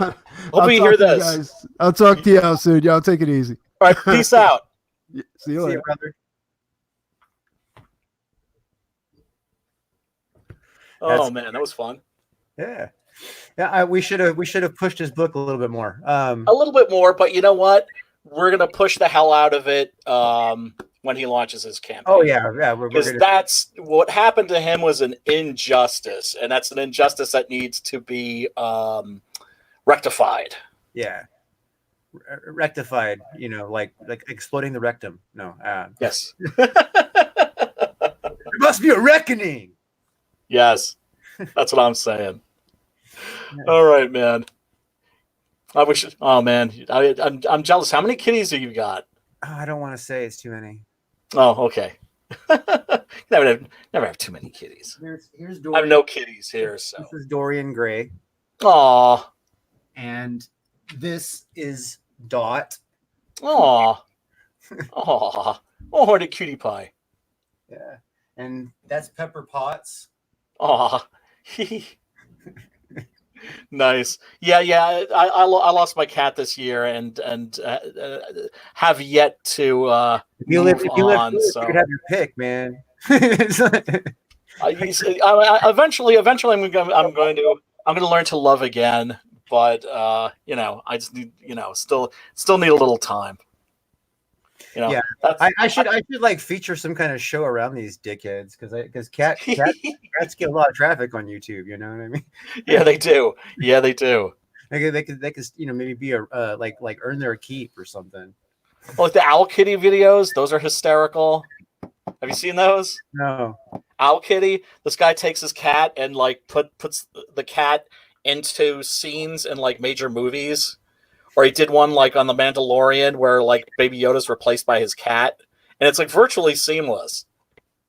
So like he has like there's like the scene in The Matrix, where Morpheus is offering Neo like the blue pill or the red pill, right? And instead of Keanu Reeves, it's like his cat sitting there, and his cat just goes and like eats both pills like they're treats.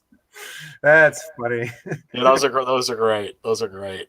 I gotta check out more cat videos and see if I can get some ideas. I mean, basically, I can get them to swarm just by pulling this thing off my shelf.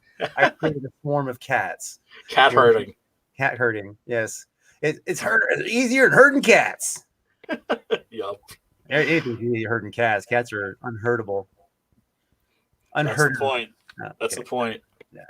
No, seriously though.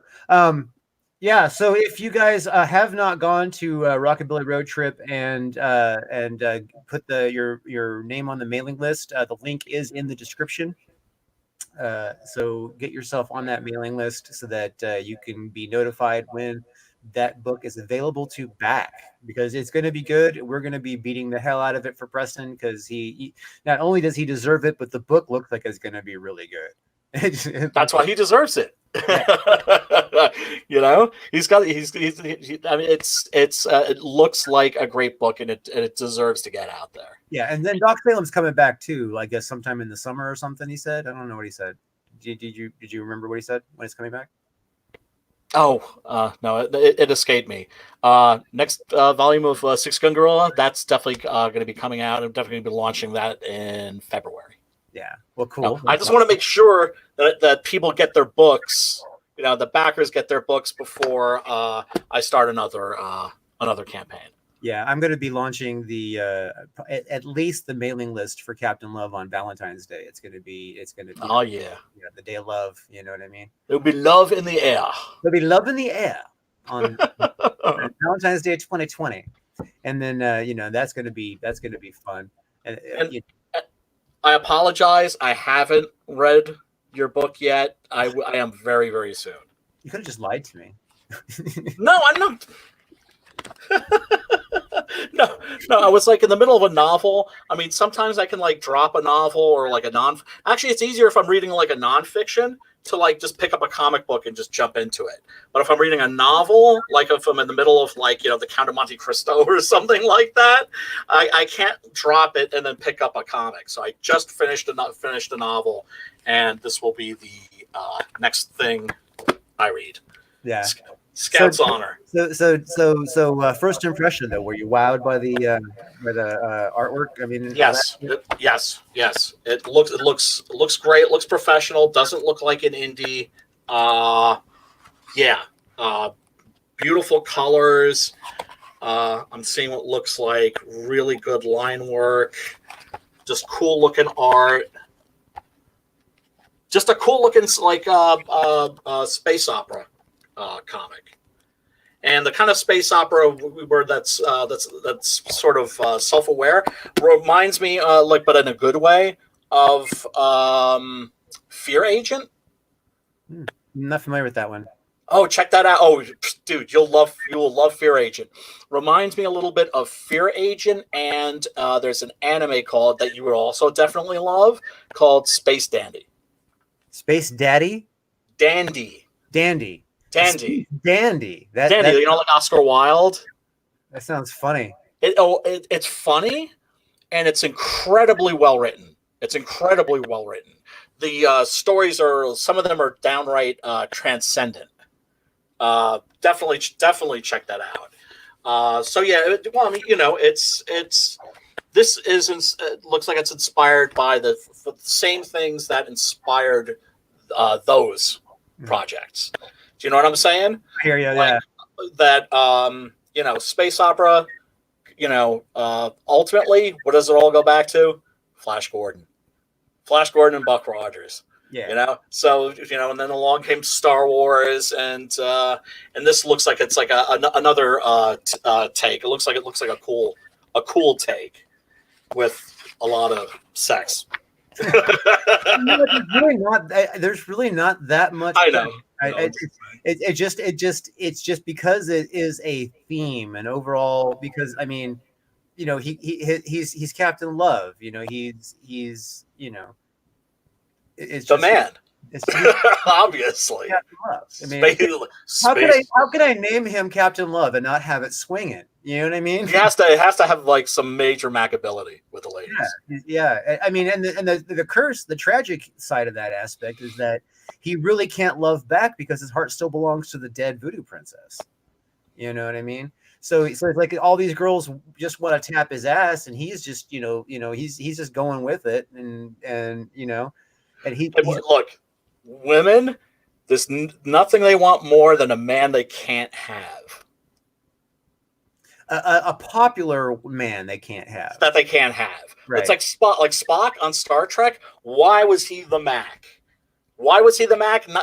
His Mac was so powerful, he didn't even have to try. It was just the fact that chicks knew, like, I can never have this guy. That just turned them on intensely. All the ladies wanted Spock, man. Especially on that planet with the flowers. And the little yeah, man. All right, man. We've been going an hour and 43 minutes. We could probably call it. I was going to say we definitely should remind people once again. Check out the campaign. Well, the campaign has been launched, right? You can get on the mailing list. For right? Rockabilly Roadtrip. Yeah. And also, folks, check out those trailers. They're a ton of fun. Yeah. Very cool. Yeah, I don't have the link to that, but if I can still find it, they say they saw they saw okay. it. Okay. Put that but you might want to put those links in the description so people can check them out. Not that I'm telling you what to do. just a suggestion. You're talking about the Rockabilly Roadtrip preview movie, right? Yeah. The live action thing. Yeah. I'll throw that in there. That's cool. I just didn't know it existed before I did this, so it's not in the description yet. It's. Would you say that that's badass? That was funny. It was cool. Right? Yeah, I've seen a lot of stuff, you know what I mean, out there, and that looks fun. I mean, obviously there was like no real like anything to it yet, other than the visual and the feel and the idea. But I mean, it's like a teaser. It gives you an idea of like what you're getting into. wait, You know? okay. The comedy aspect got me just because you see fucking Leatherface going after a dog with a chainsaw. Yes, yeah. Surprisingly gets hit by a fucking roadster. That's fucking The devil driver. Yeah, that's way fucking garbage card out. You know what I mean? It's like that, and then he's like sitting there on the woo while it's just going. You know what I mean? It's very, very cool. Yeah, that is I mean, for lack of a better term, that's fucking punk rock, man. You know yes, what I mean? And the Pygmalion aspect, you know, where this guy builds his own girlfriend, right? And he's taking a picture with her body, and this like click, and she's kissing him, and he's like, "What the?" You know, she's alive. No, it has. I mean, obviously, it's got real potential, and I thought it was fun, man. I liked it. I think that it has real potential. I think they should, you know, obviously, you know, it's got to be put in front of the right people and the right kind of thing. I mean, you know, but and we need more fun in comics. We need more fun comics. Yeah, and damn it. That little live action thing, he definitely needs to push that because that'll sell comics for him. That will sell comics. I want to see that car at the conventions, man. Parked outside or parked next to like the fucking Batmobile or something. Yeah. Part opposite the Batmobile, just like. Seriously, man, that would be bad. That would be badass. Yeah, that would be pretty cool. Speaking of conventions, my first one is Saturday. Oh, really? Which is it? Like a little local con? Teeny tiny. Good. It's going to be in a pizza parlor in Visalia, California, for 4 hours, 2 to 6. So in a pizza parlor. Yeah, but I was invited to go, and I didn't have to pay anything to go, and I get a table. They're promoting, so. You know, I'm going to go shake some hands, sign some books, make a few bucks probably. So. And what that's going to do is that's going to prepare you. I was going to say like you know, for lack of a better word, bust your convention cherry. Well, I mean, you've done shows, but you're familiar with the whole convention circuit. You've just never been behind a table.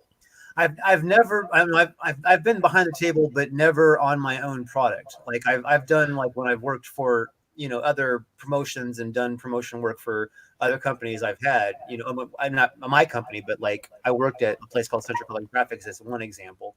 And we did, you know, the local conventions and, you know, their products and that kind of stuff. And I, you know, I mean, I know how to do the pitch. So I'm not really stressing any of that at all. You know no, I mean? You don't have to be intimidated. You know, there's nothing. It's going to be different because as an author, you sit there and wait for people to come to you. You don't go out there and hook people. When you go to the regular kind of conventions, when you're doing like a sales kind of thing, you gotta play the hooker. You know what I mean? Oh yeah, without a doubt. Like my friend Wes totally taught me my convention hustle. You know, when somebody walked by, he'd be like, "Dude, what are you doing? You just let that person walk by. You could have handed them a flyer." You know, because they were like making eye contact.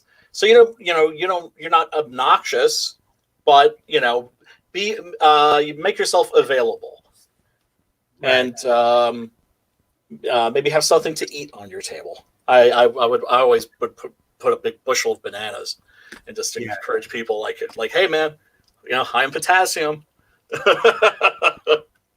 But I hope you have fun at that, brother. I hope you have fun at that. Yeah, I'll let you know how it goes. It should be all right. I mean, it's not like I said; it's going to be teeny tiny, and it's only going to be a few hours. So it's like that's good. You know, but that's good. Just for a starter, absolutely. Yeah. Don't be like me and just like dive into the fucking deep end and make your first convention like the New York Comic Con or something. Oh no, here in California we have a lot of conventions. I mean, a lot. I mean, like all year long, there's like competing conventions, and in fact, there's one that I couldn't get into the previous day. No, the day after, the 12th. It was already sold out, and it's not, it's still small. It's still a small convention, but it's like at the like the Foreign Legion Hall or something, the Legion Hall or something. So it's, it's in a small convention hall. You know what I mean? Right. But it's still like it's just a fucking big room. You know what I mean? It's not even like an actual like real convention. You know what I mean? It's just like one like circle of tables and some people. It's not very big. But have you decided if you're going to do any big cons? Oh this, yeah, summer? I intend to be at if I don't have the like guarantee on anything yet, but I'm gonna try my damnedest to be getting my ass at Comic-Con. You know what I mean? And I know that they're sold out for all the like the most of the booth spots and that kind of stuff. But I believe Artist Alley, they still have like vacancies all the way up until the thing almost. So those tables have got to be expensive. Yeah. Well, the tables are. How much Artist Alley is when they just like you get a time slot and you go sit at the in the thing. Isn't that how that works? Or they just have. I mean, that's what I was told. I really don't know. Again, is this the San Diego Con, right? I have no idea. San Diego has always seemed way too big to me. I mean, once Paris Hilton showed up, I was like, okay, I have a feeling that this isn't going to be even like a little bit about the comic books anymore. Yeah. So I don't. Artist Alley is supposed to be where like all the small creators, independent creators, yeah, the independent creators and the small creators, are at, because obviously the big name creators are over at the big iconic booths, and which is fine, is fine, and it's awesome when you see somebody like walk by, that's like a legend, like Neil Adams would walk by, and be like, yo, Neil, and we'd wave to everybody. Those are great little moments, and go in with the intention of having fun, and I think you'll do great. Well, great. The thing is it's going to come down to what I can afford to do. You know what I mean? I'm a little upside down on the book right now, so. Yeah, I mean, if my campaign really takes off in February, then like maybe I could, do East Coast Comic Con or something like that, or C2E2. That's in Chicago. That's a really good con. But I do want to get out there and start doing it again. I'll go to almost every con that says that I can have a free table. You know what I mean? Oh, hell yeah! As long as that's what like Florida. You know what I mean? I'm like, okay, wait. Yeah. If you want to do San Diego, dude. If you're going to do San Diego, that's got to be at least $5,000 for a table. Oh no, no, not for what I'm talking about. I priced that out last year. It was like $1,200 for a huge, like. Really? Yeah. Oh, cool. I'm encouraged to hear that it's not like price exclusive. No, it depends. Okay, there's different parts of the convention. You know what I mean? There's places that are way more expensive, but you got to understand there's people out there's out there getting huge swaths, and they have like these major things they construct for it and stuff. So, those ones are the more expensive setups, and to be near those are more in that area is more expensive.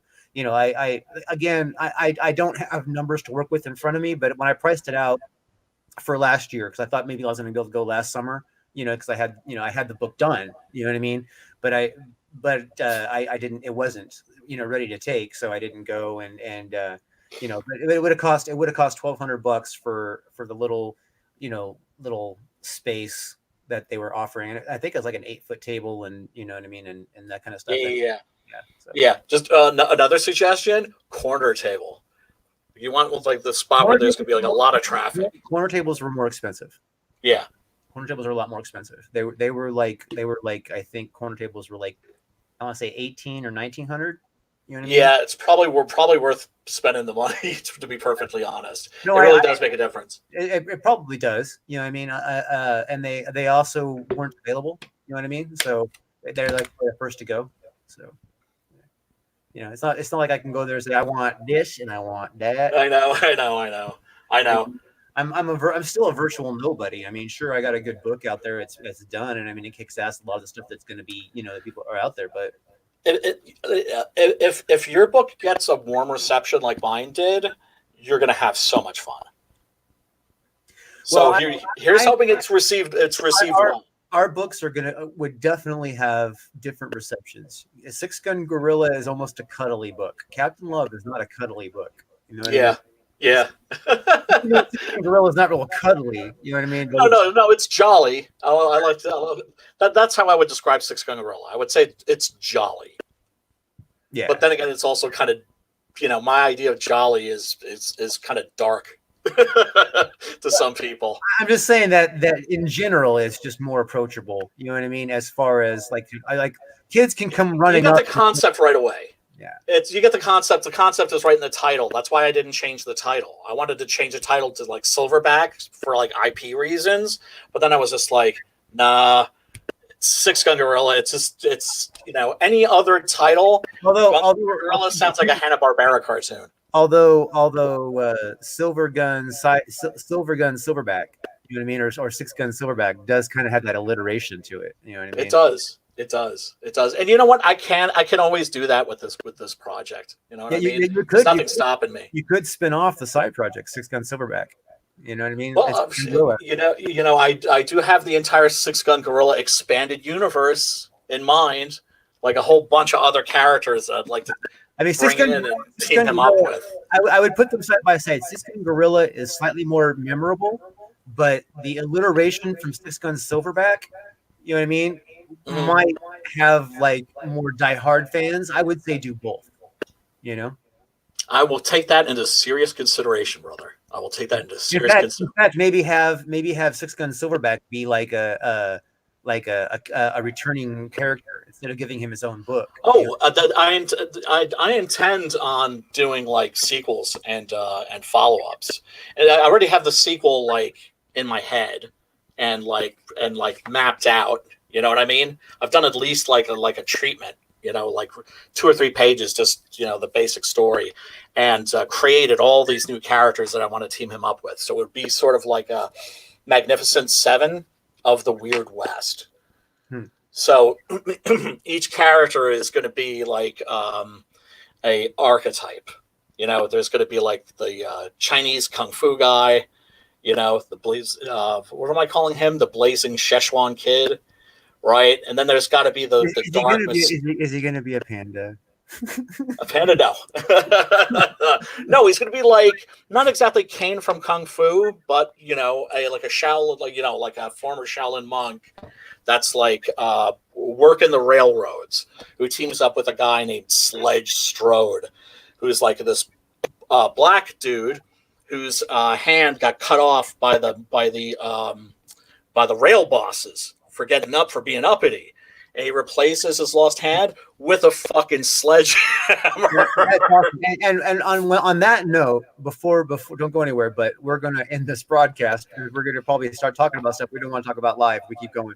So, thank you for hanging out. Little teaser.